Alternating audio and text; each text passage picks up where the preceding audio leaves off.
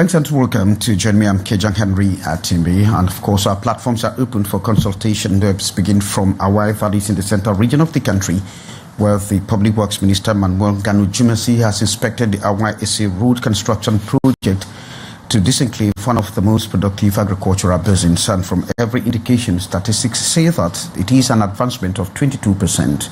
Details with Yaoundé Chief Correspondent Beatrice Ngamo.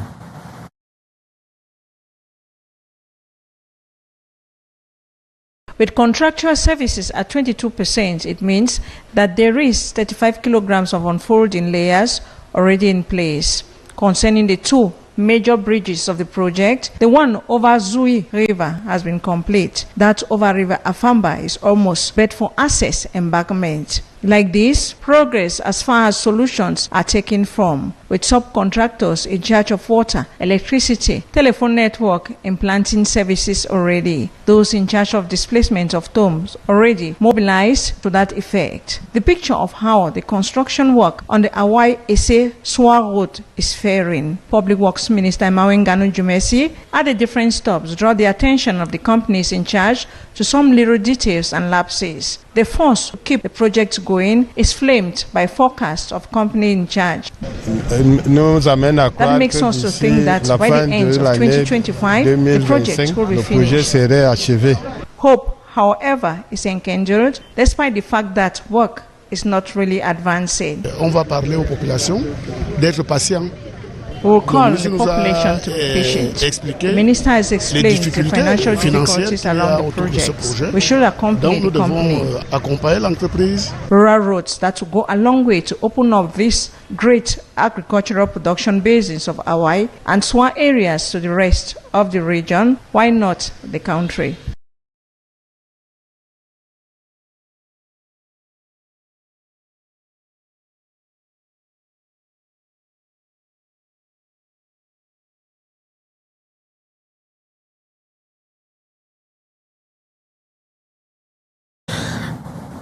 Members of the Cameroon Association of the English-speaking journalists, Kamasej Tuola, have started sharpening skills ahead of the presidential elections 2025. They were drilled on elections reporting and fact-checking, and to address misinformation. They actually reaped from the expertise of Elections Management Board, ELECAM, and from officials with credible elections experience. Details with Sherifa Saleh. Equipping journalists with the tools to navigate the complex electoral landscape and uphold their responsibility to the public is the reason they are gathered here. This workshop emphasizes the vital role of the media in ensuring free and fair elections, reminding participants of their duty to deliver factual, clear, and reliable information both before and after the polls. A journalist should be patient to check facts and cross-check. I reminded you of what happened in Rwanda in 1994, where because of the negligence in reporting, there was disinformation that caused genocide, and nearly 1 million people perished. Central to the workshop is the importance of fact-checking, a discipline that requires information to be thoroughly verified before it is disseminated. Instructors stress that fact-checking begins only once information has been published, ensuring journalists apply rigorous methods to separate truth from misinformation. With the propagation of fake news on social media, you know that now it is not only on social media that people knows about or talks about fake news. Now it is where you are living that now those fake news follow you.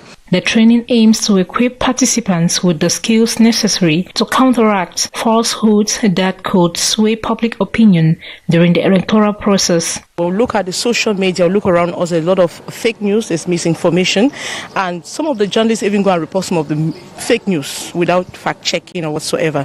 So it's important for us to remind ourselves of the elections, how to report elections. It's true that we are trained journalists, but it's always good to remind journalists on the tools needed to better cover elections in Cameroon. As Cameroon faces the rising challenge of misinformation, this training is a crucial step in strengthening journalistic integrity.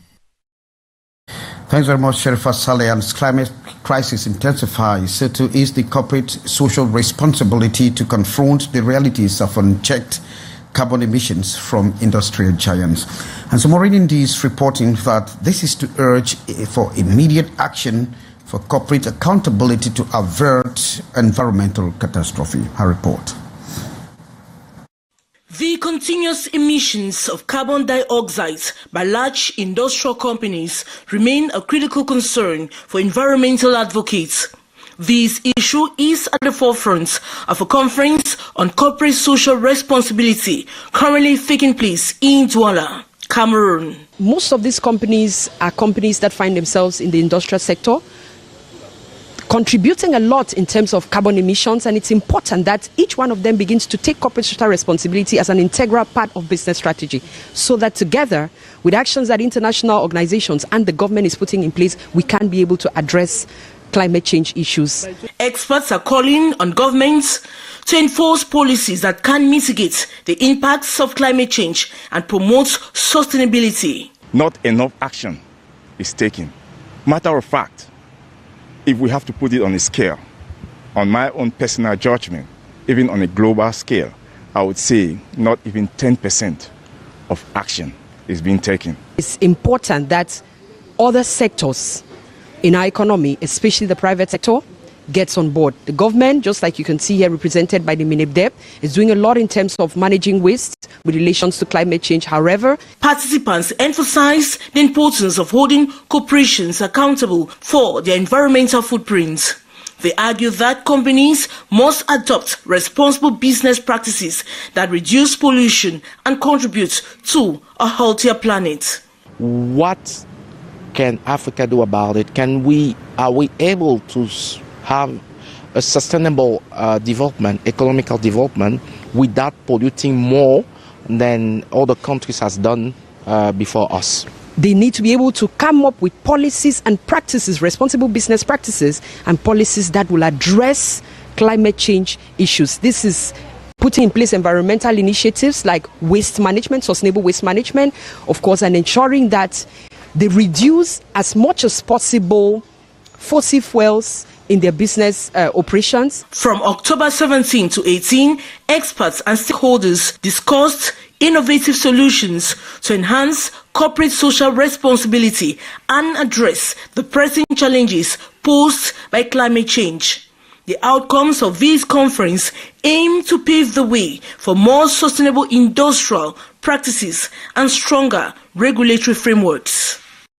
We stay with you, Morindi, as you will be telling us that women farmers in Mombo, that is in the Mongo division of the littoral region, are facing a dire challenge from the absence of farm-to-market routes to limited access to equipment and knowledge. They have highlighted their struggles on October 15, dedicated to honor the rural woman. Maureen.